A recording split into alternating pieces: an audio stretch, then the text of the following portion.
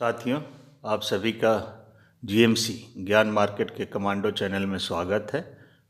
आप अगर इस चैनल पर पहली बार आए हैं तो इस चैनल को सब्सक्राइब कर लें, बेल आइकन को दबाना ना भूलें, जिससे कि आपको नए नए नोटिफिकेशन मिलता रहे।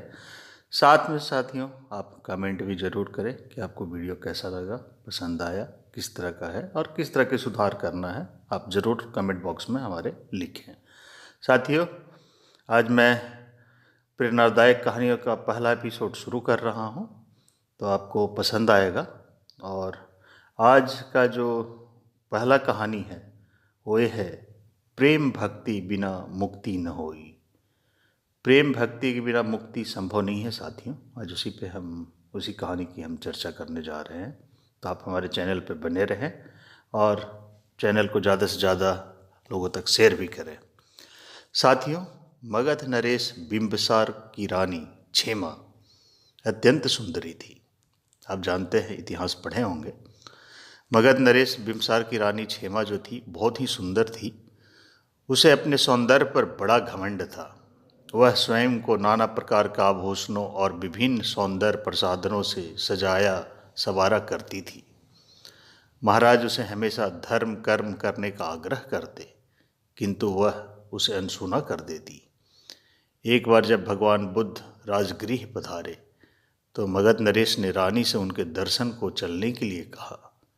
रानी द्वारा इनकार करने पर उन्होंने एक चाल चली।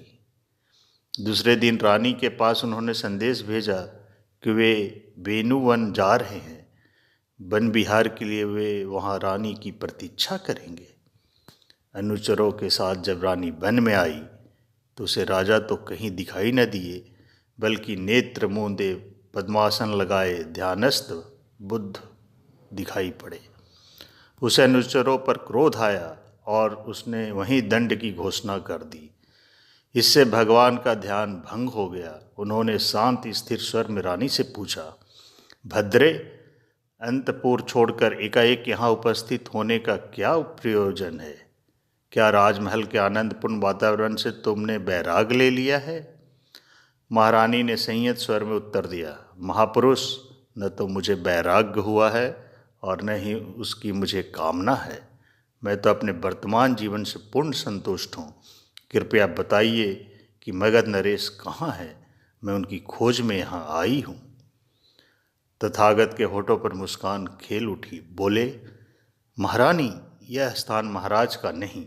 हाँ, धर्म चर्चा श्रवण करने वे यहाँ कभी कभी अवश्य आते हैं।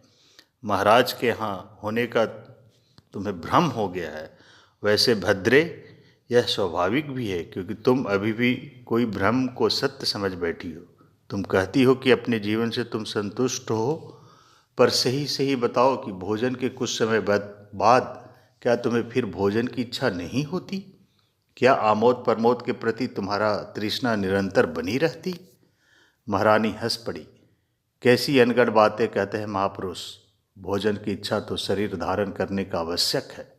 भोजन के परित्याग से शरीर रक्षा कैसे संभव है? आमोद प्रमोद भी इसी प्रकार आवश्यक है। प्रेम मन का स्वभावजन्य गुण है। केली कलरव, आमोद प्रमोद और भोग विलास में परम आनंद की प्राप्ति होती है। यह तो प्रकृति का नियम है।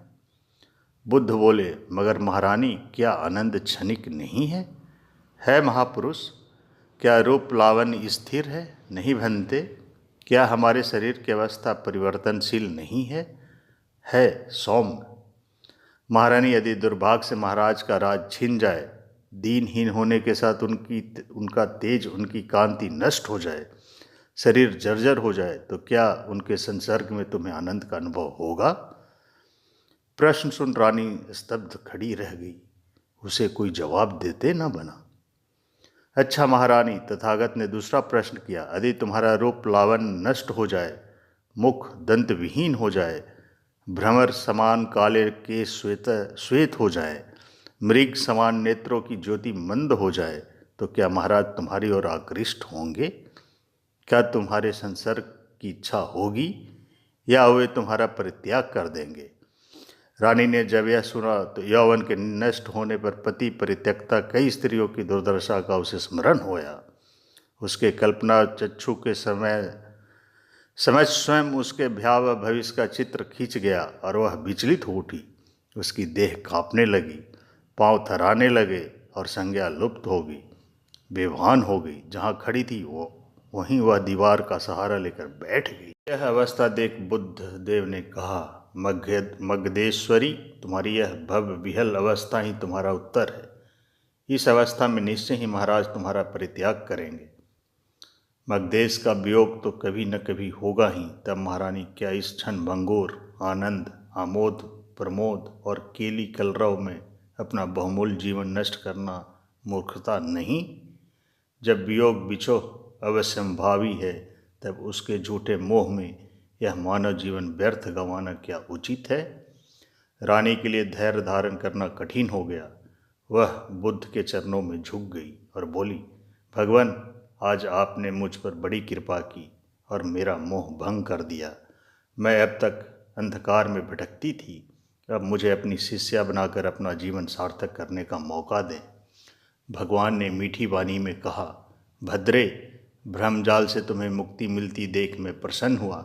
यदि तुम वास्तव में दीक्षा लेना चाहती हो तो सर्वप्रथम महाराज से अनुमति प्राप्त कर आओ, तुम्हारा कल्याण हो जाएगा। राजमहल में आते ही रानी ने सारे आभूषण फेंक दिए और साधारण वस्त्र धारण कर वह महाराज के चरणों पर सिर टेक कर बोली, महाराज, मैं भगवान बुद्ध की शरण जाना चाहती हूँ, आज्ञा दे। क्यों? राजा ने आज्ञा दे दी और वो भगवान बुद्ध से दीक्षा ग्रहण कर लिए।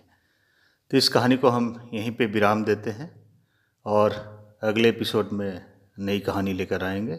इसी प्रकार की प्रेरणादायक कहानी। आप हमारे इस चैनल पर बने रहें और चैनल से जुड़े भी रहें।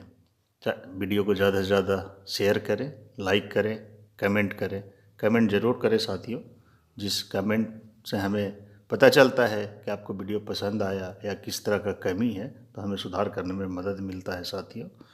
तो आप चैनल को ज़्यादा से ज़्यादा शेयर भी करें। साथियों, आगे भी हम इसी प्रकार प्रेरणादायक कहानियाँ लाते रहेंगे, तो आप हमारे साथ बने रहें। Thank you. Thanks for watching this video channel. Thanks.